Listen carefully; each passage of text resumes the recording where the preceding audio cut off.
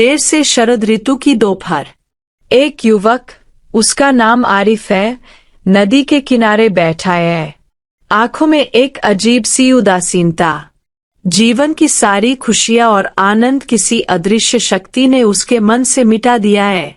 फिर भी मेहर की वापसी की प्रतीक्षा में उसके दिल में आशा की एक किरण जलती रहती है।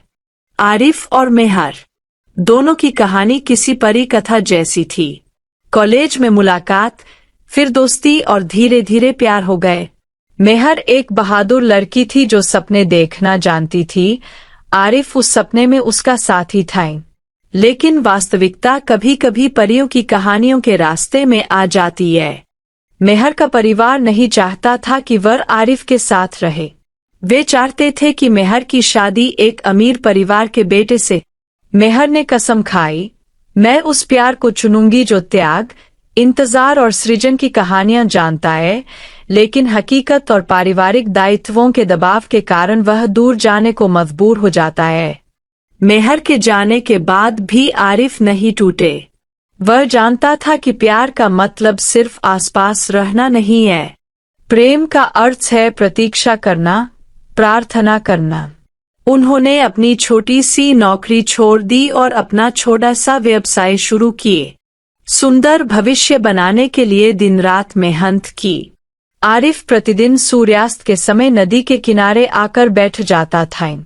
उसके हाथ में एक पत्र मेहर ने विदाई के दिन लिखा था। वहां लिखा था, अगर तुम सच में प्यार करते हो तो रुको, एक दिन मैं आऊंगा तुम्हारे लिए, तुम्हारे प्यार के लिए। आज वो दिन है। 7 साल बाद नदी किनारे बैठे आरिफ को अचानक दूर पर एक परछाई नजर आई। परिचित चेहरे धीरे धीरे स्पष्ट होने लगते हैं। मेहर वापस आ गई है।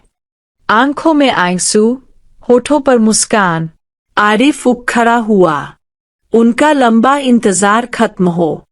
मेहर कहते हैं, आपने साबित कर दिया है कि प्यार केवल शब्दों में नहीं बल्कि त्याग और प्रतीक्षा में है। मैं हमेशा के लिए वापस आ गया हूँ। आरिफ ने मेहर की तरफ हाथ बढ़ाया। वे सूर्यास्त की जादुई रोशनी में एक दूसरे को देखते हैं। नदी का जल उनके मिलन का राग गाता है। प्रेम कहानियां कभी खत्म नहीं होती। यह प्रतीक्षा, त्याग और विश्वास के मार्ग पर सदैव जीवित रहता है।